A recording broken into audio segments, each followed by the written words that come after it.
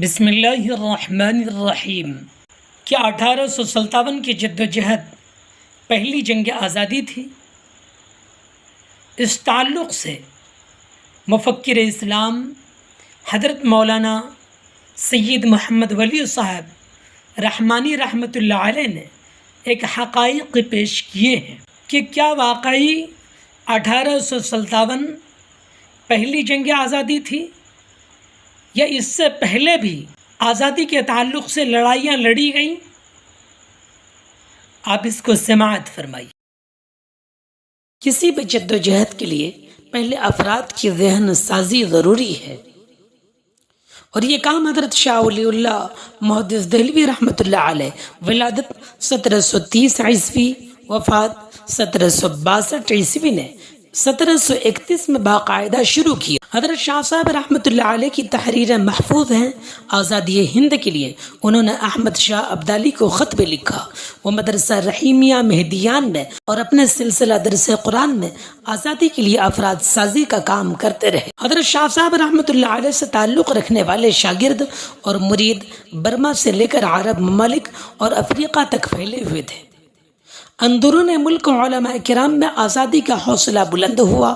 یہی وجہ تھی کہ انگریزوں نے عام ہندوستانیوں کے علاوہ کم از کم 19,000 علماء کو شہید کیا۔ مورخین نے شہید علماء کی تعداد 52,000 لکھی ہے۔ حضرت شاہ صاحب رحمۃ اللہ علیہ کے بعد ان کی درسگاہ کو حضرت شاہ عبدالعزیز صاحب محدث دہلوی رحمۃ اللہ علیہ نے آباد رکھا۔ وہ درس و تدریس کے ساتھ وطن دوستی اور انگریز دشمنی مزاج بھی بناتے رہے۔ انگریزی حکومت کے خلاف ان کا مشہور فتویٰ جہاد تاریخ اور فقہ کی کتابوں میں لکھا ہوا ہے۔ اس فتویٰ کی مسجدوں کے ذریعہ بڑے پیمانے پر اشاعت ہوئی اور انگریزی حکومت کی غلط کاری اور ملک پر اس کے نقصان دہ اثرات عوام پر واضح ہوئے۔ 1731 عیسوی سے لے کر 1857 تک 126 سال کا وقفہ ہے۔ اس مدت اور اس میں کی گئی فکری اور عملی جدوجہد آزادی تاریخ کا حصہ نہ بنتی تو سچی بات یہ ہے کہ 1857 کا انقلابی اقدام نہیں ہوتا۔ علماء کرام نے ہر جگہ حضرت شاہ ولی اللہ صاحب محدث دہلوی رحمۃ اللہ علیہ کے اس پیغام کا نوٹس لیا، اور 1735 عیسوی میں علماء صادق پور نے جدوجہد شروع کی۔ ان علماء کے اثرات صرف بہار پر نہیں بلکہ پورے ملک پر تھے، جن سے کام لیا گیا۔ تاریخ کی کتابوں میں اسے وہاں بھی مومنٹ سے یاد کیا جاتا ہے۔ علماء صادق پور نے عوام و خواص میں آزادی کی روح پھونکنے میں بڑی مدد دی۔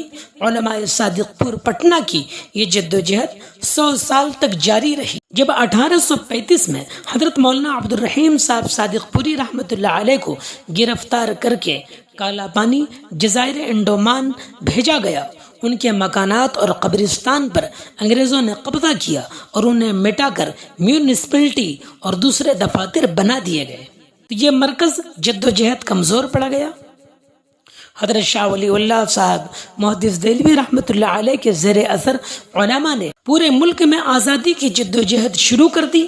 یہ تاریخ ہند کا گراں قدر حصہ ہے۔ انگریزوں نے ہندوستان میں کلکتہ کو اپنا مرکز بنایا تاکہ سمندری راستہ سے انہیں مدد ملتی رہے، اور دہلی سے دور رہ کر تدریجاً دہلی اور پورے ملک پر قبضہ کیا جائے۔ کلکتہ کا ڈائمنڈ ہاربر اور فورٹ ولیم انگریزوں کا مرکز تھا۔ سراج الدولہ کے نانا علی وردی خان نے خطرہ کو محسوس کر لیا تھا۔ 1854 میں فورٹ ولیم پر حملہ کر کے انگریزوں کو بھگا دیا۔ انگریز ڈائمنڈ ہاربر میں پناہ لینے پر مجبور ہوئے۔ اسے پہلی منظم اور مسلح جنگ آزادی قرار دیا جا سکتا ہے۔ علی وردی خان اس کے بعد زیادہ دنوں تک زندہ نہیں رہے، ورنہ آج ہندوستان کی تاریخ کچھ اور ہوتی۔ علی وردی خان مرحوم کے نواسا سراج الدولہ حاکم ہوئے۔ آزادی وطن اور انگریزوں کو ملک سے باہر کرنے کے سلسلے میں ان کا رویہ نانا جیسا تھا۔ سراج الدولہ نے حوصلہ اور ہمت کے ساتھ انگریزوں کو شکست دینا چاہا، مگر ان کا دربار سازشوں کا اڈا بن گیا اور سلطنت کی ذمہ دار شخصیتیں اپنی قیمت لگوا چکی تھی، اس لیے انہیں شکست ہوئی اور 1757 میں برٹش فوج نے ان کی دارالسلطنت مرشد آباد میں انہیں شہید کر دیا۔ 1857 کی جنگ آزادی سلسلہ نمبر 3 میں